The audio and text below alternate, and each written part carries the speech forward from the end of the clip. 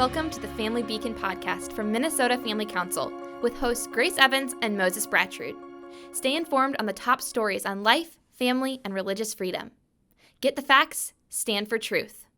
Hello and welcome to the Family Beacon podcast from Minnesota Family Council. I'm Moses Bratrud. This is Grace Evans. We are here to bring you the facts.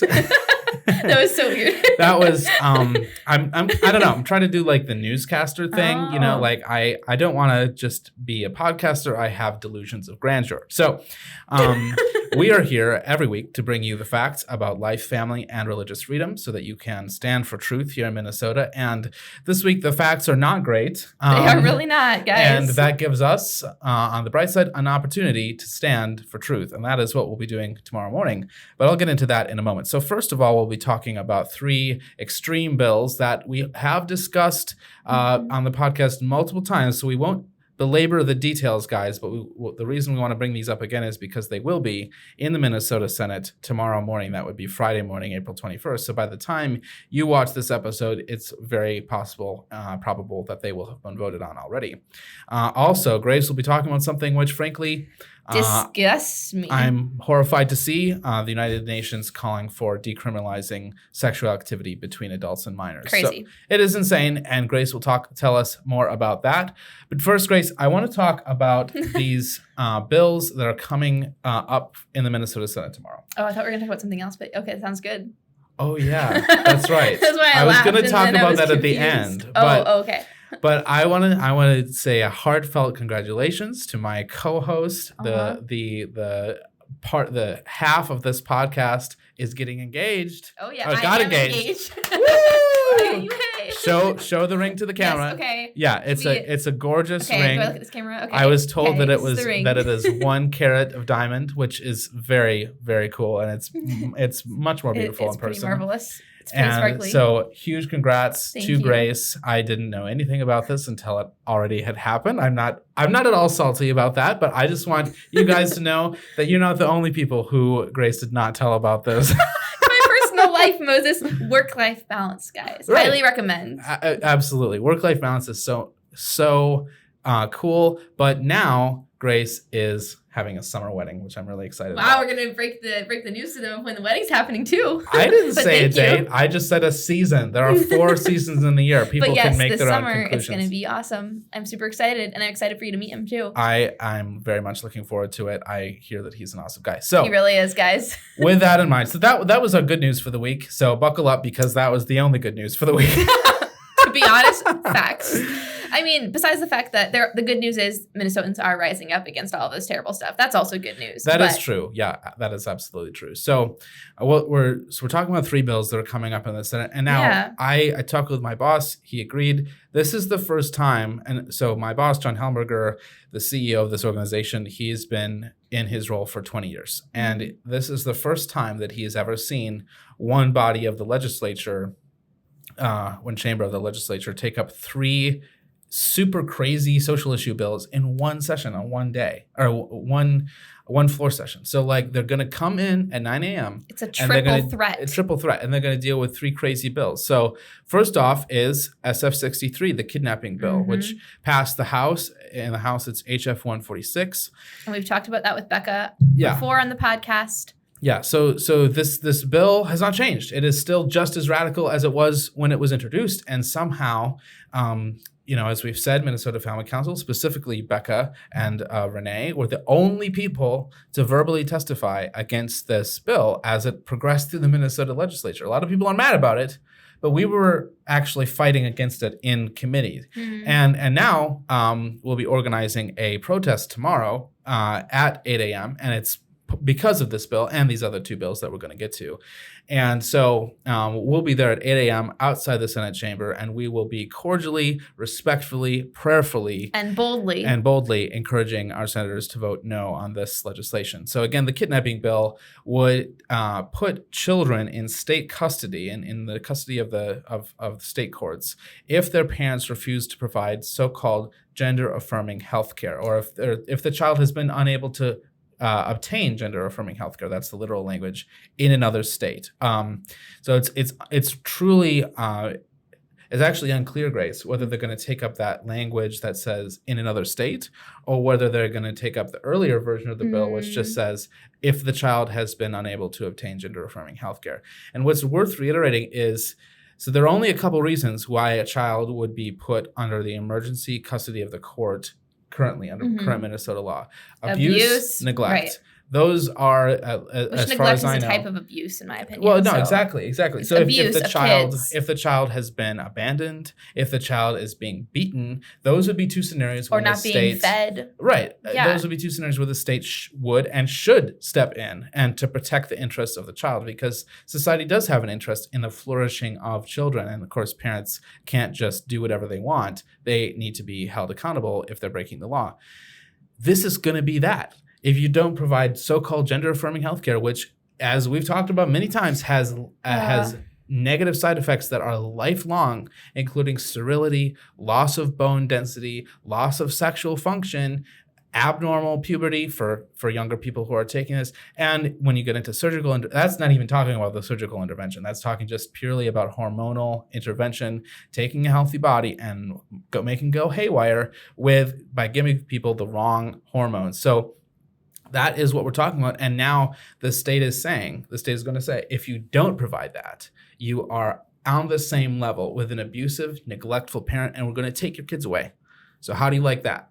And conservative Christians are not taking this lying down. We are going to stand up. We're going to be at the Capitol tomorrow. Absolutely.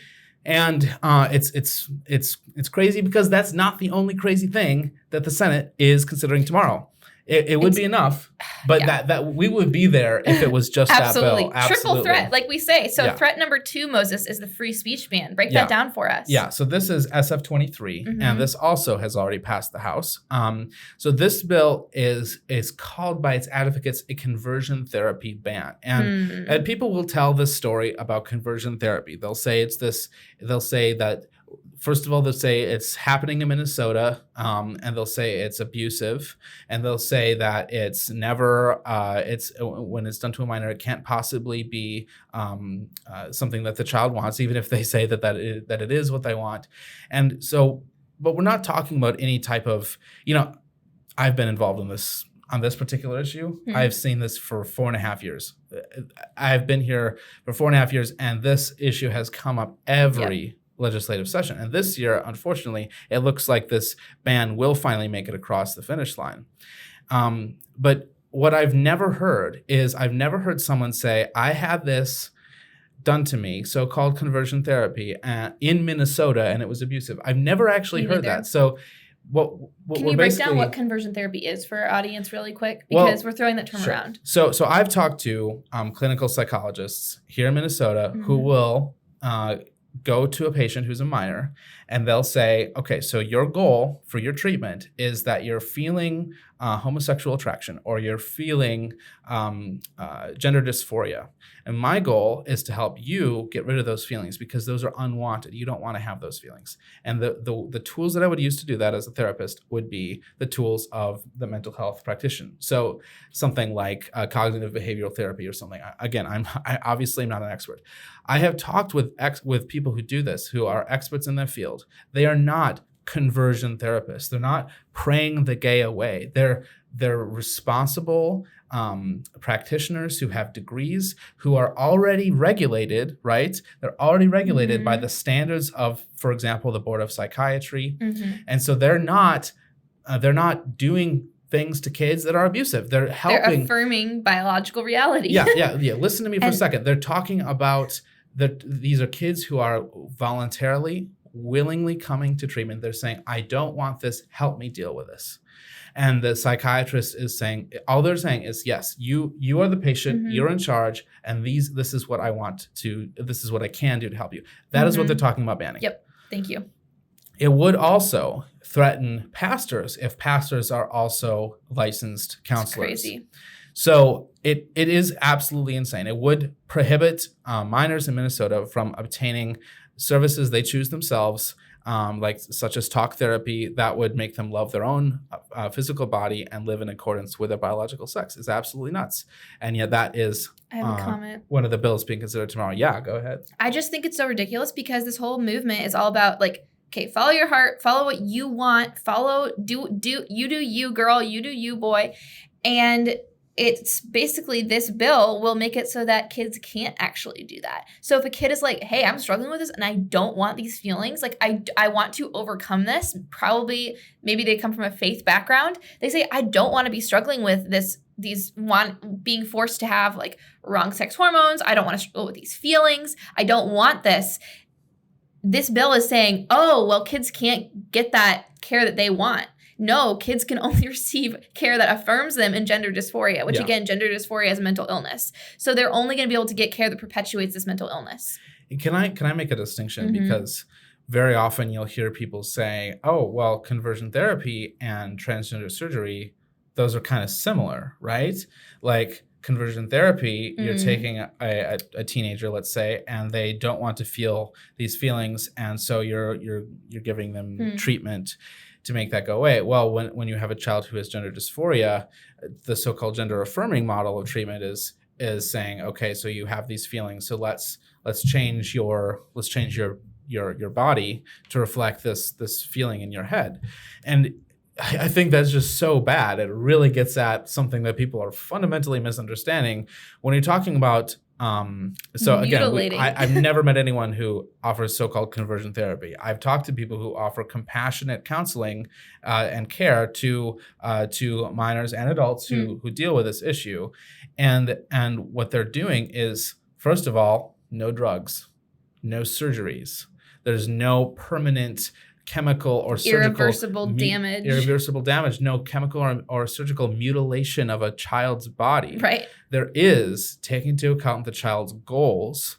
I don't want to feel this way, and helping them achieve that. Okay, so that is what a biblical counselor or a Christian psychiatrist might do. I'm not saying what they always do because I'm not an expert in that field. Whereas when we talk about the gender affirming model for treating quote unquote gender dysphoria, it's okay, so you feel this way in your head. We're going to change your body to match the feelings in your head. We're going to chop off healthy parts of your body.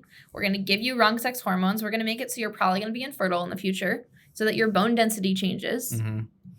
Yeah, and you do become an experimental case. You do. Like, it's not like there are 30, 40-year longitudinal studies saying how amazing this is. They're not. You are the guinea pig if you do that. So I'm going to step off my soapbox on that issue. I have something else to say on that issue. Yeah, go ahead. I just think I was talking about this with a few of my classmates because it's really sad because, like Moses is saying, this all is very experimental. So this really started, I would say, Moses, correct me if you think I'm wrong, but I would say that this like trend of literally transitioning children, mutilating children's bodies has really just become popular in the last 5 years. Would you agree with me? Maybe Certainly 10. in the last 10. Okay, yeah. 5-10 years. For me, I feel like it's become so much more prevalent in the last 5 years. And so what I was talking to my classmates about is the fact that we don't have long-term case studies on this. We don't. Like, these kids are the case studies. These kids are the experiments. And so what we're going to see when in 10 years, when I have my own kids, and let's say when I'm 50 years old, like what we're going to see is my generation, our generation, you guys, and even Moses, some people in your generation, but especially my generation that's doing this at a very high rate, we're going to see so many people hurting, confused, distraught over what was done to their bodies. Again, children can't consent to something like this. That is a myth. Children cannot consent to this. They can't even consent to getting tattoos, you guys. Right. So why are they being given this so-called right, quote unquote, to quote unquote consent to chopping off healthy parts of their body? It's beyond me. But what I'm trying to say is that this is devastating. It's absolutely devastating. And Moses and I and other people like us in this state can see, wow, we're going to have this whole generation of hurting people. Not that every single person in our generation is going to transition, but there's going to be a vast group that is so hurt by this. And so what's our response? What can we do? Because there's a lot of things we can do. I mean, we need to speak out. We need to attend events like what Moses and I are organizing for tomorrow at the Capitol. But also, we need to make sure that we are speaking up in our churches, because the church needs to make sure that we are I would say, like, maybe I can phrase this better, but something like a soft landing place for these people, because absolutely. We are called to care for the marginalized, the oppressed, for children in distress. We need to be that place, because when all these people come out and they're going to be hurting by it, like Chloe Cole is a great example. Yeah. There's going to be many more Chloe Coles. Tragically, there will be more Chloe Coles. Yep. Detransitioners who were transitioned at a young age as minors and come out and say they are horrified. They have such regrets. Their body will never be the same again. And so there's going to be this great influx of people that need a place to go. And we need the church to make sure that we're ready with open arms, that we have, and what's important is we need to have a theology of the Imago Dei rooted in every single church, in every single faithful church. We need every single church-going Christian to know this is what it means to be made in the image of God. We need to have such a good theology of the body, such a good understanding of the anthropology of man, that we are there to meet them, not only with the right responses, the right words, but also the right actions. And I don't know exactly what that looks like, Moses, but I'm just thinking, wow, we need to start prepping now, like 5, 10, 20 years down ahead. Yeah. We need to start that prep now in our churches. We need to be having those conversations with our pastors, our elders, the rest of our church community, saying, this is coming down the pipe. How are we going to meet that need? Because I've seen so many churches rise and just be this amazing resource for post-abortive women. And how amazing would it be if the church can also be an amazing resource, an amazing, like, hey, we've got you, come here. There is like nothing that Christ can't forgive or can't comfort you in. And so this is a new phenomenon, guys. It's very new. And so we need to figure out exactly what that looks like. We need to have these conversations, but that's just something I've been thinking about a lot lately. I think that's really good, Grace. Like, guys, this is why Grace Evans is so awesome, because she's not just thinking about this from a culture war angle. How do we win? She's thinking about how do we help these people who are really hurting. They're hurting now, and that hurt is going to intensify as the promises of the gender movement turn out to be vapor and mist. Yeah. So thank you so much for saying that. Grace, can you tell us also about this third and final bill that's coming up tomorrow? Yeah, absolutely. So the last one, you guys, is SF 165, so Senate File 165, and we are calling it the Abortionist Sanctuary Act. Now, the reason we're calling it that is because this bill would, among other things, it would make Minnesota a haven for abortionists who are currently under criminal prosecution in other states across our nation. And so why this is so detrimental, you guys, is the fact that this would enable, so an abortionist who's in another state that is under criminal prosecution. Now, let's imagine like why they might be under criminal prosecution. Obviously, there's many ways in which they could be being prosecuted. But one is, okay, they don't perform abortions safely. Perhaps they perform the wrong type of abortion in the wrong trimester. Therefore, women are getting hurt. So if you perform a first or second trimester abortion in the third trimester, that's going to hurt women. It's going to make them hemorrhage and bleed a lot. And sometimes they die from that.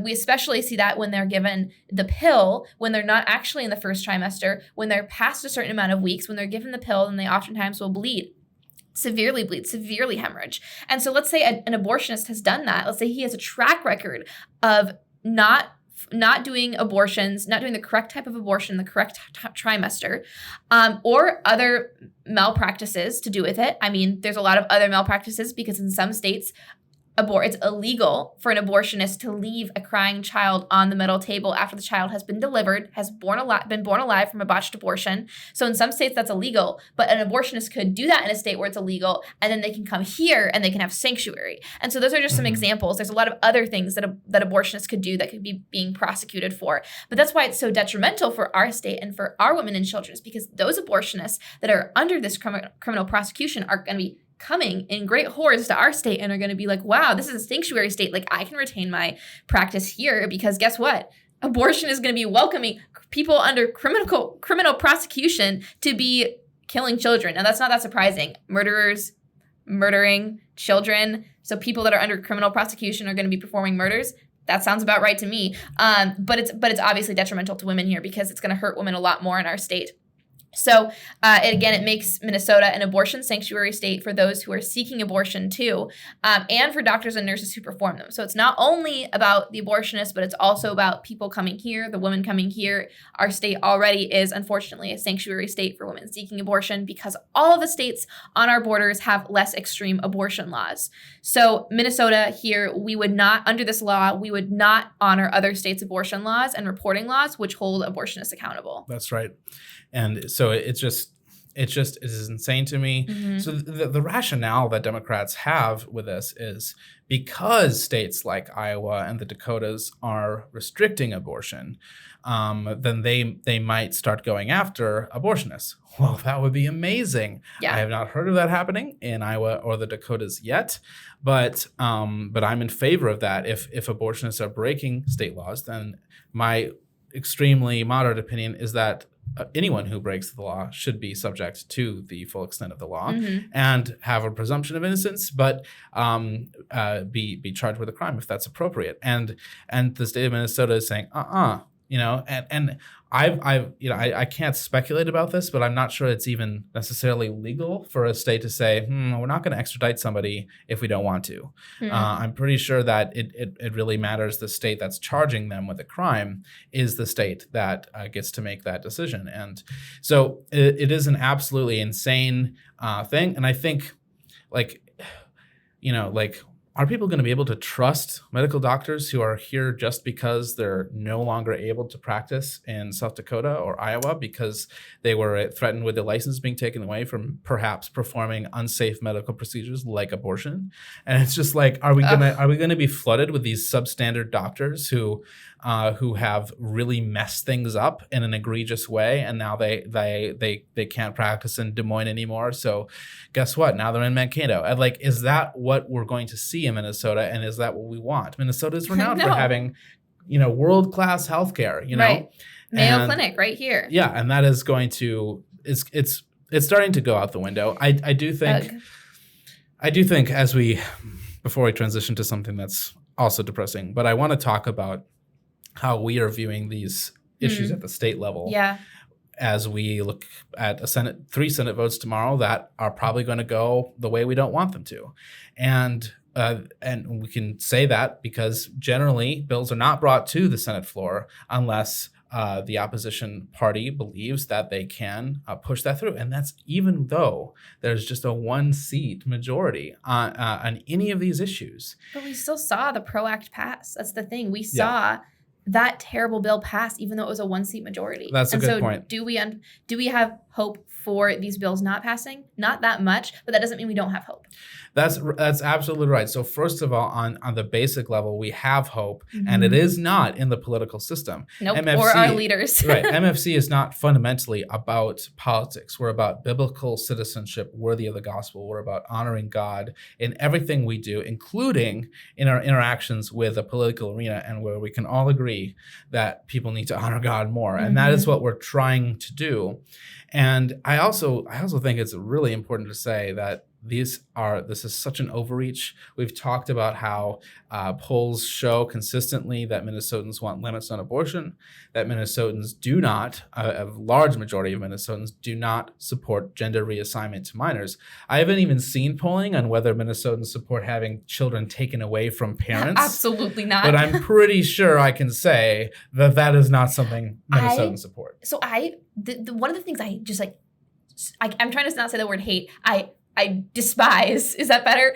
Is when the chief author of these bills, the chief authors are asked explicitly in a committee meeting, they're asked, would this bill enable a court of the states to take children away from the custody of parents if they're denied wrong sex hormones or other treatments? And they literally deny it. The chief authors are like, no, it wouldn't do that. And then you pull up the bill, you pull up the exact line, and it's like they are blatantly lying to everyone on the committee. Crazy. And by extension, they're lying to you. They're lying to their constituents. They're lying to everyone about what this bill does. They're gaslighting crazy. us. And that is horrifying. So we'll be protesting at the Capitol starting at 8 a.m. tomorrow. We're going to be praying and, again, prayerfully and peacefully protesting. Tell us about some of the signs we have, Moses. What terminology you put on the signs? Because I'm really excited about that. I like these signs. So we're printing signs, and because these bills cover every possible topic, so some of the signs say, "We don't co-parent with the government. Parents are in charge, not the state." Amen. Let's go. Protect kids, respect parents' rights. That's another sign. Say no to abortion extremism. And my favorite sign is this one. Kids deserve a whole body. So we do not, under any circumstances, mutilate a child's body, either with medication or with surgery. That is just a big no-no.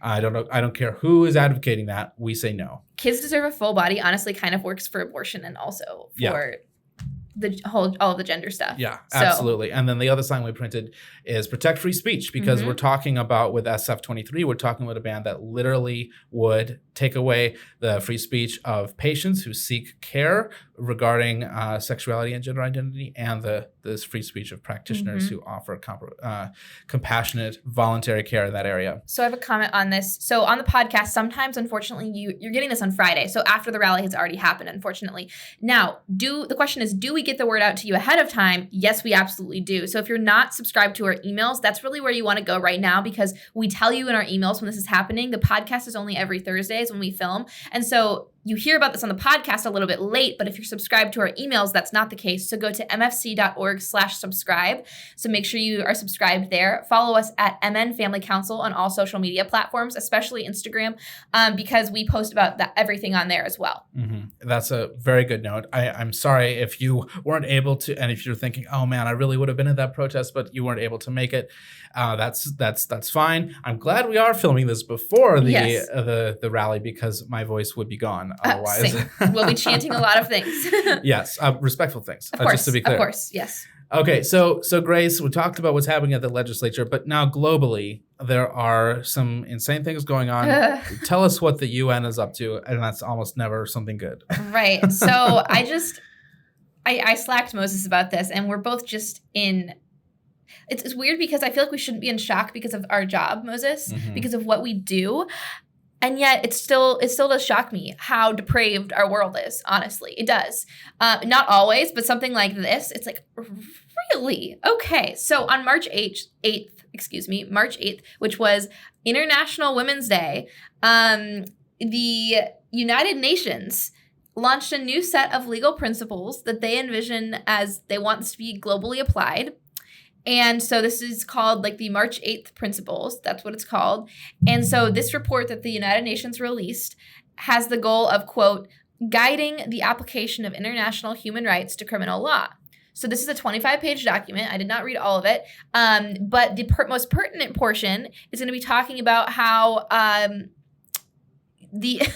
I can't even say it because it's so bad. Guys, the pertinent portion that we'll be discussing on today's podcast is it calls for the decriminalization of all sexual activity between adults and minors. Now, it talks about other things. It talks about decriminalizing offenses related to sex, drug use, sexual reproductive health, homelessness, poverty, a plethora of other things. But what we're going to be talking about today is specifically the sexual activity between adults and minors.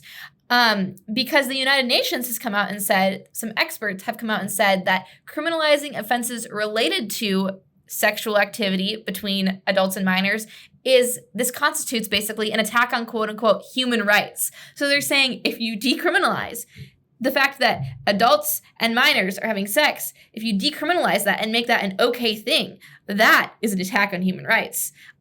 Crazy. What world do we live in? Do we live in a dystopian world? So guys, let me go ahead and alert, sorry. Let me go ahead and read to you the excerpt that is most pertinent. It's kind of long, so bear with me, but I want to read it to you so you hear it. So it shows the rise of pedophilia. It shows that our kids are under attack, that this literally is a grooming document. Okay, so consensual sexual conduct, irrespective of the type of sexual activity, the sex/gender, sexual orientation, gender identity, or gender expression of the people involved, or their marital status, may not be criminalized in any circumstances. Okay, now we read continued. Moreover, sexual conduct involving persons below the domestically prescribed minimum age of consent to sex may be consensual in fact, if not in law.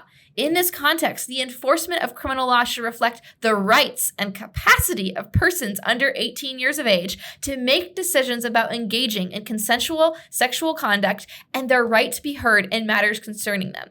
Pursuant to their evolving capacities and progressive autonomy, persons under 18 years of age should participate in decisions affecting them with due regard to their age, maturity, and best interests, and with specific attention to non-discrimination guarantees. Wow. So what we're seeing here, I mean, there's a lot of stuff we're seeing here, guys, but really what we're seeing is if you consent to X, it makes X fine. That's what we're seeing. And we're seeing that with the whole mutilation of children that we've talked about just before here on the podcast. We're hearing if kids consent to this, if kids want this, that is right. And that must be legal and it must be protected by our laws, with every single backstop completely ripped out. And we're seeing this not only with the mutilation of their bodies now, but now we're seeing this with having sex with adults. Now, my question for our audience is, what kind of an adult would be pushing this? Grace, Yeah. I do want to, Mhm. I think that's a really valid question.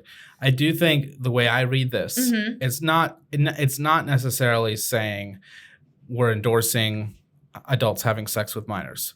It certainly could be read that way, but I think what they're trying to say is that sexual contact among minors. That's the thing that they're trying to get at. But let me explain why I think you're absolutely right when you say that this encourages pedophilia. So the current standard in American law is that minors cannot consent to sex, period. And that is the way it should be. Now, we really get it. We can't just have consent, though, guys. Consent is not the only thing that determines whether a sex act is okay or not okay, because God actually has some ideas on that in the Bible, and that it's very clear that sex should be contained within a marriage between one man and one woman. It is a special and covenantal act that unites a husband and wife and leads to joy and to the creation of wonderful, beautiful children. That is what sex is and what it is for. So when I'll just this is kind of a funny way to tangent. Yeah, but no, I think it's good. No, wait, because it's going to get weirder. Because Okay. when I worked at the library, there was a guy who was volunteering there, and he had kind of a chip on his shoulder. This is a long time ago, and I was like, "Hey, dude, why are you here? You don't seem like kind of guy who would be caught dead in the library if you had a choice." And he said, "I have to do community service." And I said, "Oh, okay. So what did you do?" And he said, "I had sex with my girlfriend." And I'm like, "Oh, is that a crime?" He's like, "Yeah, because I'm 18 or 19 and she was 16 or 17. I don't remember the exact ages." Ooh. So yeah, creepy and also illegal. Yeah. That is illegal. And now here's the thing: that should remain illegal. So I don't read this as the UN saying, some 40-year-old who wants to do something with a minor, that would be okay. I mean, I think underneath this, if this was adopted by the nations, that would be okay. Well, no, absolutely. Because if you move in any direction towards decriminalizing children engaging in sexual activity, and of course, you don't want to punish kids in some sort of draconian way, because they are, in general, in that situation, being victimized, even if it's two minors. Okay, like that is probably a situation where someone is being victimized, and you want to help kids move on with their lives. This is why we have a separate justice system. But if it's legal, then they can't. They're going to keep doing what they're doing. That's the right. thing. No. But this is why we have a separate justice system that is for minors. Yep. And then one for adults. So and really egregious crimes, even if you're a minor, you can be tried as an adult. But yeah, this is absolutely insane, because when you open this door, what else is going to come through it? It's so true. There's a quote from World. World did an article on this. They said, "The only frame considered in this documentation is the need of the individual. The only frame considered is the need of the individual to have as much sexual freedom from the state as possible. There is no attention given to the family, the rights of the parents, or the responsibilities of individuals to the institution of marriage and the raising of children." And so that just kind of plays off of what you were going to say. In that, yeah, God instituted sex for a reason, and by nature, when people have sex in marriage, it is by nature procreative, not in the fact that, every time you have sex, you're going to have a kid and you're going to create life, but in the fact that it isn't within the bounds of marriage. And so that if procreation were to happen, guess what? You're not like, oh my gosh, we have a kid in our hands. It's like, great, that's a good gift from God. Mm-hmm. And so all of these attacks on marriage, the nuclear family, on children, because ultimately it's attack on both of those things, on seeing kids as not a gift, and it's also on seeing marriage as not essential. We're seeing this in a plethora of ways, but we're seeing this with the United Nations report. I want to make the point again, you guys, that kids cannot consent to getting a tattoo. They cannot consent to smoking. They cannot consent to drinking alcohol. There's a lot of things they cannot consent to do. So why should we let them consent to having sex? Why? Like, that can literally lead to them having children. Okay, having a child is a lot bigger of a decision than getting a tattoo. It's a lot bigger of a decision. Moses has 2 of them. He should know. No, I don't. I don't have any tattoos. He has 2 kids. He should know. That's right. And so what I want to say is this document, if adopted, will overturn the ethical principle that runs through the majority of people in the world. This innate thing that we have all agreed upon, that kids can't consent to sex. So to overturn that ethical principle that we all have innately inside us would be to perpetuate the grooming of children. It would be to expose minors to more dangers of sex trafficking, of prostitution rings, of child rapists. I mean, all of these things, when we encourage kids to be sexually active, it opens the door to all these things. It makes sex more normalized to them. It makes them think, oh, maybe this isn't so bad. And it puts them into the context that they should not be in. Now, what has caused all of this? There's a lot of things that have caused this. I've been thinking about this. One thing that is like contributing to this narrative is the fact that we've got drag queen story hour, very prevalent in our country, especially our state. Now, some states, of course, it's not prevalent but in our state, we've got comprehensive sex education, which we've talked about on the podcast before, and that's really bad here in Minnesota. There's some very graphic stuff being discussed in our public schools, so parents, make your voices heard. Also, with pornography, the rise of pornography being literally everywhere. I mean, in decades past, it was a lot harder to get your hands on pornography. Now you can literally Google something and you can see pornography at the tip of your finger. So all of these things, and there's more than just these things, but these key things are contributing to indoctrinating and sexualizing our children. I mean, we just had I think it was a drag queen, correct me if I'm wrong, a drag queen at our state capitol. Yeah. Like twerking in front of children for, what was the day? Like, was it Queer Day or something like that? I think it was the Transgender Day of Visibility. Oh, thank you. The Transgender Day of Visibility. Okay. And there's kids sitting there, and this biological man is wearing this skimpy outfit and has makeup on. It's so disgusting. And this is what, guys? It's sexualizing children. And what kind of people want to do this to kids? What kind of adults are pushing for this kind of thing? It's like, I'm sorry to interrupt, but you're good. Like, if I were to try to see it from their point of view, what they're trying to do is they're trying to insist that no one should ever have any negative feelings about sex unless it has to do with a violation of consent, like something like rape.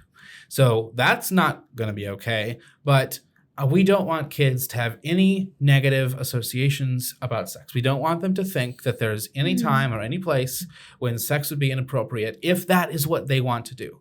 So they even, this is what the word is, sex positive. Comprehensive sex education is supposed to teach kids to think in a positive way about sex.